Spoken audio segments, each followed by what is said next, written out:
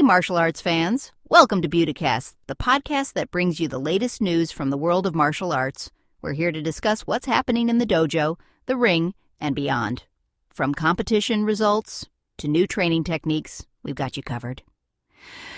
And we want to hear from you. If you have any martial arts news to share, a story to tell, or a question you'd like us to answer, send us an email at hello@beauticast.com. Now, let's get into the news. Welcome to the Deep Dive. Today we're really digging into something fascinating. This idea that martial arts, well, it's way more than just fighting. Absolutely. We've pulled together sources covering everything from intense Brazilian Jiu-Jitsu training right through to, believe it or not, the look and feel of fantasy TV shows. Yeah. And our mission really is to show you how these disciplines offer this profound framework. A path for careers, for mental healing, even for art. It goes so much deeper than just the mat. It really does. You know, we often think, oh, martial arts, it's about belts, maybe championships.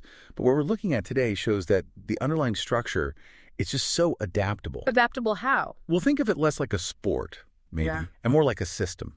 A system for building resilience, for structured knowledge. We're going to trace how that kind of discipline pops up in really unexpected places. It's like Hollywood. Exactly. From coordinating stunts for massive action stars, all the way to setting up vital nonprofits, helping veterans and first responders. Okay, let's unpack that. Starting with Hollywood seems like a good place where structure meets, well, spectacle. Mm-hmm. We're looking at the pretty remarkable career of Robert Arevalo, who's originally from El Paso. His story seems perfect for showing how specific discipline training turns into a real professional asset. Arevalo's story is, it's a perfect blend of martial arts history and, modern filmmaking. He didn't just dabble. Right. He really immersed himself. We're talking disciplines like Jeet Kune Do, Filipino Kali.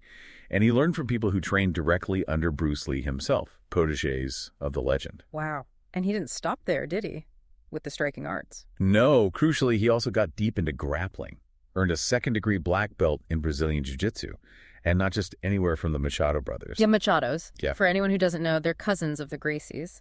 So that's direct lineage back to the founders who really formalized BJJ structure globally. Exactly.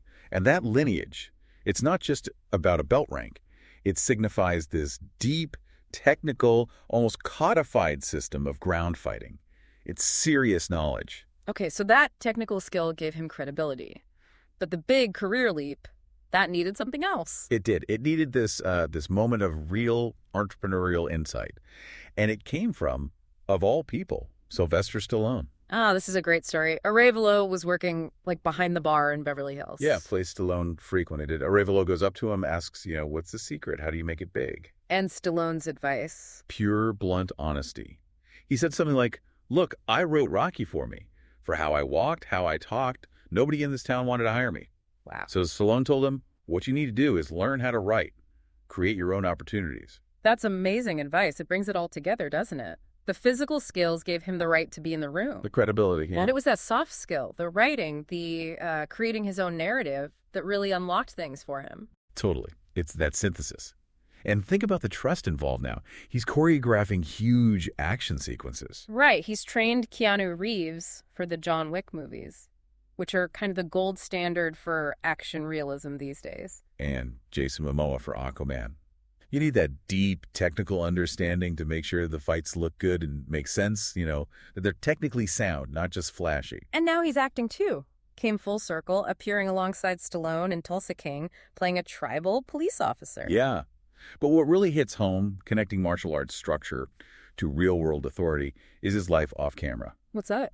Well, he's also a certified bounty hunter. Huh? And he serves as a tribal chairman for a band of Apaches. Seriously, bounty hunter and tribal chairman. Yep. It just shows how that discipline, that structure learned on the mat, translates directly into leadership, into authority, into accountability in very different contexts. Okay, so that idea of inherent structure, it brings up a bigger question in the martial arts world, doesn't it? It really does. Which leads us nicely into our next part. This whole debate about structure itself. Should every combat discipline have a formal, visible way to track progress, like belts? Right. Because you've got these two different worlds. On one side, arts like jiu-jitsu, every stripe, every belt means something specific, something tested. You mentioned your cousin getting a black belt. Everyone instantly gets that means a decade of work. Yeah, huge commitment, clear recognition. But then you have boxing. And the sources we looked at make a really strong case for boxing to actually adopt a formal colored belt system. Really? How does progress work in boxing now? Well, it's vague. Uh-huh. Very vague. Coaches might talk about survival, or maybe you're just slightly less hurt than last week. It's often based on subjective feel or just raw toughness.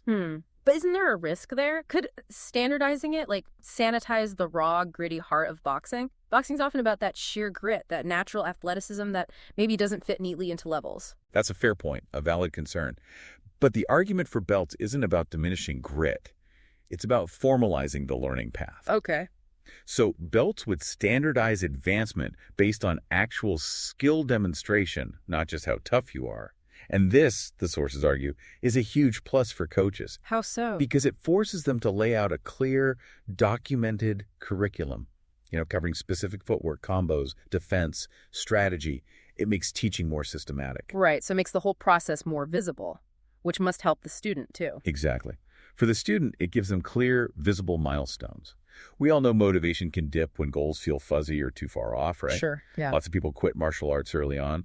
But formal recognition, like belts, can keep people engaged, keep motivation high. It turns tough training into more of a defined, lifelong craft with levels you can actually see yourself achieving. Better retention, then. Yeah, the sources really emphasize that. Vital for the sport's long-term health and growth, they argue. That idea of a structural roadmap, a path to mastery, it's really powerful. But let's shift gears a bit from the physical, the competitive side of that structure to the internal. The psychological. Exactly. This is where we see martial arts as a framework for, healing. And this brings us to Dan Gandy. He's a Marine Corps veteran in Pocatello, and he's actually studying clinical rehabilitation counseling right now.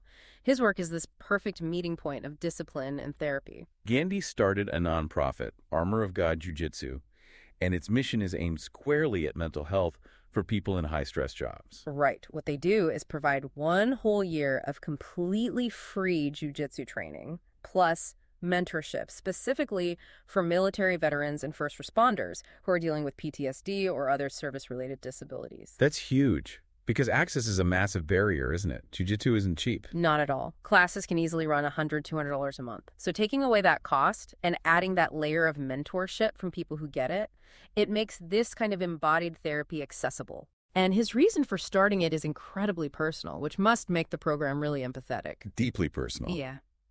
Gandy turned to martial arts himself after the devastating loss of his son. Oh, wow. He found that the sheer concentration needed on the mat brought this kind of meditative calmness. He said it was basically the only thing that forced him to be truly mindful, pulling him out of that destructive loop of thoughts. That makes so much sense. The physical intensity demands mental presence. It's critical for trauma recovery. Gandy really stresses this. The focus required when you're rolling with an opponent is total. If your mind drifts for even a second, You're in trouble. yeah, your opponent will beat you handily, as he put it. That constant need for awareness anchors you in the now, which is incredibly powerful for breaking trauma-related thought patterns. It's amazing, isn't it? The art of fighting becomes the art of mindfulness. The source also mentioned a wider goal, too, something about helping first responders. Yeah. Gandy also wants to help first responders learn and use non-firearm methods for de-escalation and control, partly prompted by incidents like the police shooting of Victor Perez. So it's about building practical, non-lethal self-defense skills, too, giving them confidence, maybe reducing reliance on lethal force, another layer to the healing. Exactly. And if we look at where this kind of focus and structure leads, we see these lessons playing out brilliantly in high-pressure situations, even for really young competitors. Okay, yeah. Let's look at some examples of that resilience, that composure on the competition mat. First up, there's a great story from Hull in England, All-Stars MMA. Right. Their team did incredibly well at the All-Stars BJJ Nationals, placed second overall nationally out of 72 academies, hauled in 40 medals. Wow. And the sources really highlight it as a family-wide effort. Competitors from 6 years old up to their late 40s. There's even one family with 3 generations all training BJJ together. That says a lot about how universal that framework can be. It does.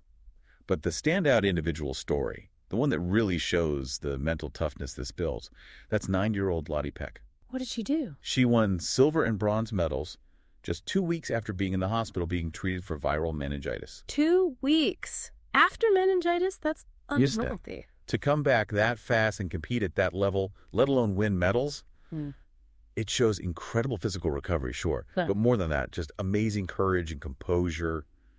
That framework held up under intense personal stress. Amazing. And there's another example of that composure under pressure from Connecticut. Yeah, from Midtown Jiu-Jitsu, students Hana and Shotaro Visak.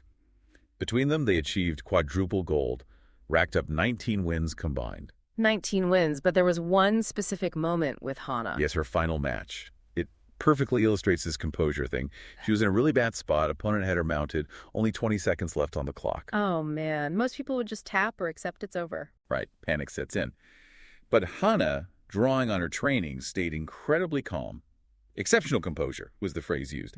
She executed a perfect textbook escape. Nice. And then immediately transitioned, capitalized, and scored a match-winning underhook wrestle-up. Just clinical under pressure. That's it, isn't it? It shows martial arts isn't just about being athletic. It's about teaching you how to think clearly, how to act methodically when everything is going wrong, whether that's a final match or, a real-life crisis. Precisely. That ability to control yourself, structure your response, even structure the environment. It leads us really neatly into our final section, which is maybe the most abstract use of these themes, using martial arts ideas for aesthetic world building. Right. This is where it gets really conceptual. We're talking about a fantasy martial arts drama called Whispers of Fate. Yeah, and this show was huge. Hit a popularity index over 14,000 on Migu Video. It's in that wuxia genre, the Chinese fantasy martial arts stories about ancient heroes, philosophy, epic fights. Hugely popular genre. And its success here, you're saying, is tied to its visual structure. Deeply tied. What's fascinating is the production team didn't just randomly pick colors they thought looked cool. They built their entire aesthetic based on traditional Chinese cultural philosophy. They created this specific Oriental palette around 5 main colors: gold, red, black, white, and green. So it's not just set dressing, it's applying that same kind of structural discipline we've been talking about, but to the visual language of the show. Exactly. The core philosophy in martial arts often involves balance, intent, control. The show mirrors that discipline by using a one-realm, one-color approach. Color becomes part of the storytelling. And each color has a specific meaning. Yeah, real symbolic weight. Gold hints at divinity, nobility. Black brings mystery, maybe hidden depths. White suggests transcendence, purity. Green connects to nature, vitality, life cycles. So the visual structure supports the narrative structure. Perfectly. They use warm tones like reds and golds for the mortal world places like the Sword King City. It evokes grandeur, maybe human passion and conflict. Okay. But then for places that are more spiritual, transcendent, like the Palace of Fallen Jade, they switch to cool tones, Isaiah blues, snowy whites. It creates this feeling of serenity, maybe detachment, isolation, mirroring that martial artist's journey towards mastery and a kind of philosophical distance. And the detail goes even further, right? Right. Into the costumes. Oh, yeah. The costumes are basically visual narratives themselves. They incorporate these incredible craft techniques, Sioux embroidery, Panjin embroidery, detailed metal engraving that are actually recognized as intangible cultural heritage. Wow. So martial arts in this context becomes this kind of cultural vessel, a way to preserve and showcase these really complex visual traditions. It does. So wrapping this all up, what does it mean for you listening? Our deep dive today, it's jumped from, a local gym in El Paso to the crazy heights of Hollywood. Then into the really deep end of personal trauma and healing. Through to competitive resilience, and finally into this high-concept fantasy world.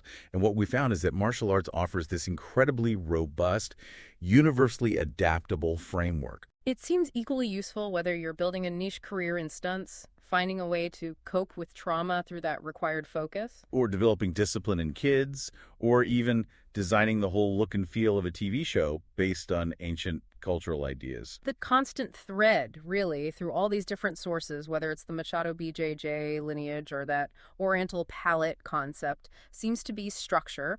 Having clear, defined steps seems key to mastering complex skills and also to overcoming huge challenges. Right. That structure guides the discipline, whether the goal is escaping a submission hold or achieving a really specific artistic vision. So that leaves us with a final thought, something for you to maybe mull over. A provocative one. If defining progress with these clear, visible steps like belts is so effective for building resilience, for building technical mastery, should maybe every complex goal you have in life get the same treatment? Like your fitness goals, financial planning, pushing for that next step in your career. Exactly. Should you break them down using a kind of colored belt system? Think about that framework, those visible milestones. How might applying that kind of structure change how you tackle your next big challenge? That's it for this episode. Thanks for joining us to talk about the latest in martial arts. We'll be back with another round of news, stories, and insights.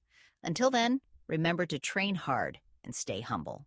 And don't forget, if you have any news you'd like to share, you can always reach us at hello@budacast.com. Now go practice your forms.